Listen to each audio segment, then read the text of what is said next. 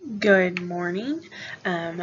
This is Kristen Lenton presenting over disability services for students, and also while they're in their higher education institution. So one of the things that we're going to cover are the challenges that the students embark on when they are enrolled in college, as well as the focus between secondary and post-secondary education that the students have to overcome with their disabilities when they transition to new institutions. We learned that students have to transition to higher education institutions through their disabilities, and some of the things and the challenges that are presented are in secondary education that they are going through a transition planning. However, that is not reinforced when they go to a college institution or higher education school. Some of the things that we don't recognize as higher education institutions is the differences between our students that are disabled of a sort.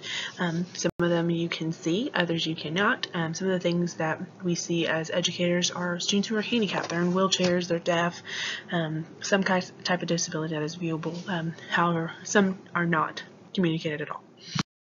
Today we see that some of the plans and interventions that are created for students in secondary education, however, these are not implemented in higher education institutions.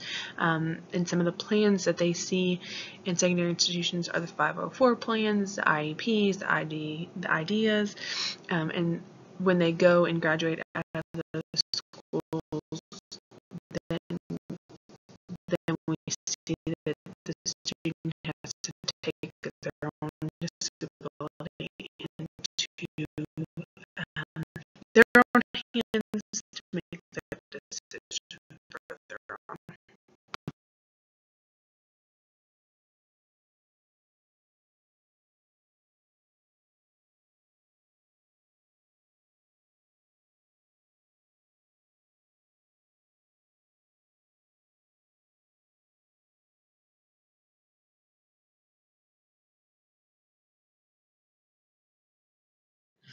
IEPA is an individual education plan that is used in secondary education. The plan is developed to ensure that all children with disabilities are identified under the law, whether they're in elementary or secondary education institutions, that they receive a particular specialized instruction and or related services to assist them in being successful in their schooling.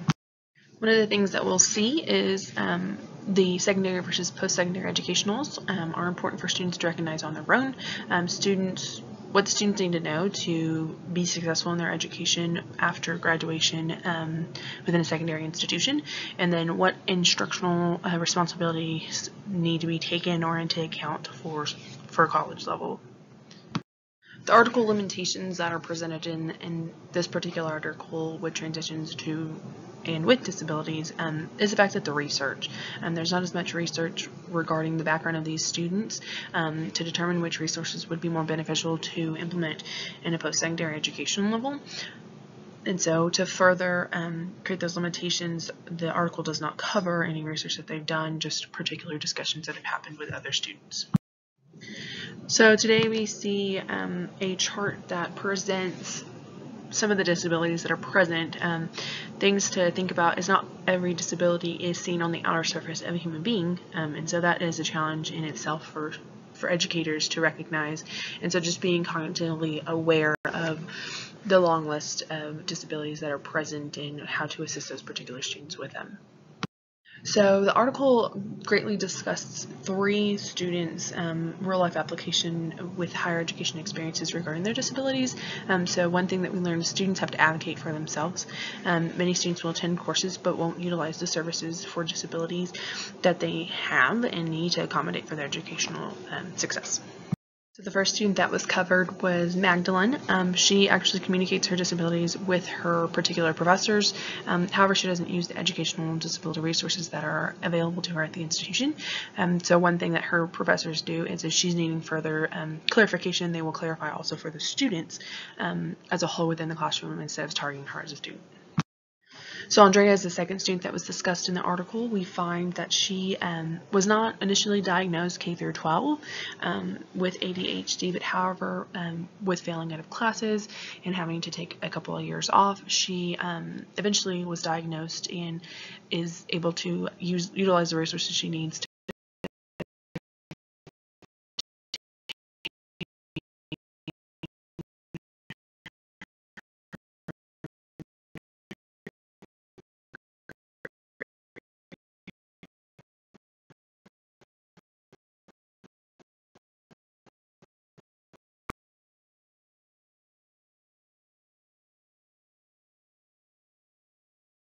Leanna was the third student that was discussed in the article. She had an undocumented diagnosis, so she was unaware of her disabilities overall, and so therefore she struggled academically and was not able to truly have her disability tested because it was one that was not overall seen or acknowledged. It was one of those unseen disabilities.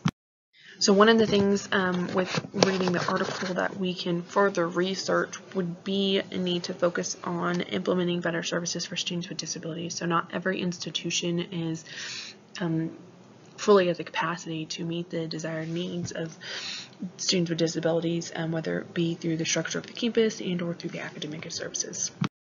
So one thing that the students must solve, the great puzzle to that disability services can assist with, is to better understand and have an education with the special needs law.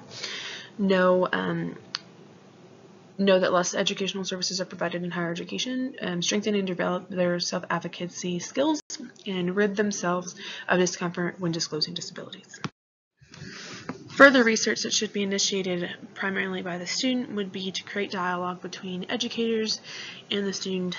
This will help increase the student resources as they must educate their professors to help them accommodate their success as a student. So here we see a little bit of a different scenario. We're able to see that in education, if others who do not have disabilities assist students with disabilities, that they are most likely to be able to feel comfortable with that discomfort of speaking about their disability and requiring assistance. So if they implement that in their daily lives, there's more success in their educational focus. So here we see the main structure at an elementary and secondary education level, where student success is focused primarily on their academic disabilities as a whole puzzle, and where we're able to base their preferences and interests as the importance to create an overall structure for the student. So here we see an advocacy group. Generally those are covered by parents, teachers, and those educators who are primarily fighting for the students. Parent involvement in education will continue throughout their college career, especially for our disability students. So if institutions were better to create a support system that include both the student and the parent, with constant support and advisors.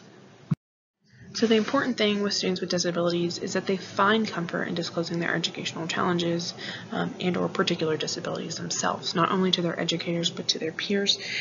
So one thing that they have to learn is to self-advocate for themselves and their educational goals. So here we see a chart of how to better practice college education for particular disabled students. We should begin with educating ourselves on the student demographics, not just going to one training, but developing a further understanding of disabilities and how to assist particular students and advocate for them as educators as well.